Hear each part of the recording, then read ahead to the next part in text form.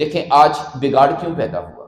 لوگوں نے مختلف شخصیات کے نام پہ اپنے مذہب بنا لیے، اپنے مسلک بنا لیے۔ میں شافعی ہوں جی۔ کیوں شافعی ہیں جی آپ؟ امام شافعی نے دین کے لیے کام کیا، اللہ ان پر رحمت فرمائے، انہوں نے بڑا کام کیا۔ امام ابو حنیفہ رحمۃ اللہ علیہ، اللہ تعالیٰ کروڑوں رحمت نازل کرے، انہوں نے بڑا کام کیا۔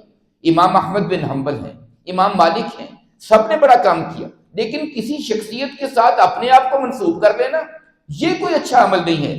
آپ محمدی بنیں، آپ کو بننا ہے تو آپ کو محمدی ہونا چاہیے۔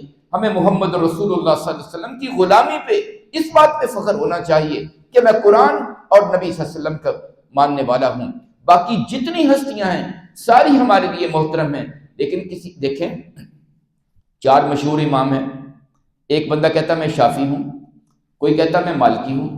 آپ نے کیسے فیصلہ کیا؟ دیکھیں چاروں میں سے آپ نے کیسے فیصلہ کیا کہ اس امام کو پکڑ لیتے ہیں؟ میں تو پرائمری فیل ہوں اور فیصلہ کر رہا ہوں میں جو پی ایچ ڈی ہیں، جو بہت اونچے مقام پہ بیٹھے ہیں اور مجھ سے کئی 100 سال پہلے گزر گئے، مجھے کیسے پتا چلا کہ ان میں سے یہ بہتر ہے یا یہ بہتر ہے؟ میں کیسے یہ فیصلہ کر رہا ہوں؟ میرے بھائیو، یہ فیصلے کرنے کی ہمیں ضرورت نہیں، ہمیں سب کو عزت اور احترام کرنا چاہیے۔